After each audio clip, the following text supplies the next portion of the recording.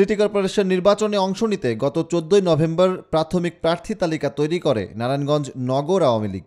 তৃণমূল সমর্থিত সেই তালিকায় নগর আওয়ামী লীগের সভাপতি আনোয়ার হোসেন সহ আরও 2 জনের নাম থাকলেও ছিল না সিটি কর্পোরেশনের প্রথম মেয়র সেলিনা হায়াৎ আইভীর নাম।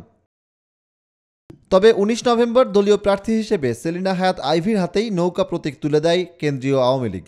এরপর থেকেই নারায়ণগঞ্জ নগর আওয়ামী লীগের বিভক্তি নিয়ে বিভিন্ন মহলে শুরু হয় গুঞ্জন।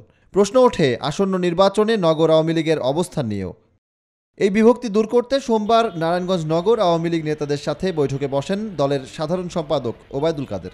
মঙ্গলবার সন্ধ্যায় তাদের সাথে বৈঠক করেন প্রধানমন্ত্রী শেখ হাসিনা। বৈঠকে শামীম ওসমান, সেলিনা হায়াৎ আইভী ও সাধারণ সম্পাদক ওবায়দুল কাদের সহ উপস্থিত ছিলেন দলের কেন্দ্রীয় ও নারায়ণগঞ্জ নগর আওয়ামী লীগ নেতাদের অনেকেই।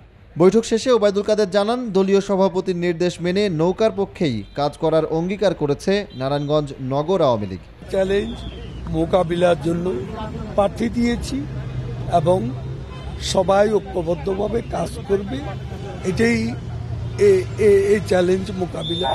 সেটাই এখানে সবার মতামত ব্যক্ত হয়েছে এবং সবাই একমত হয়েছে। এখানে কোনো দ্বিমতের অবকাশ নেই। আওয়ামী লীগের ঐক্য অটুট আছে এবং ভবিষ্যতেও থাকবে। 22 ডিসেম্বর অনুষ্ঠিত হবে নারায়ণগঞ্জ সিটি কর্পোরেশন নির্বাচনে অংশ নিতে এরই মধ্যে দলীয় প্রার্থীর নাম ঘোষণা করেছে বিএনপিও। সজল দাস, নিউজ 24, ঢাকা।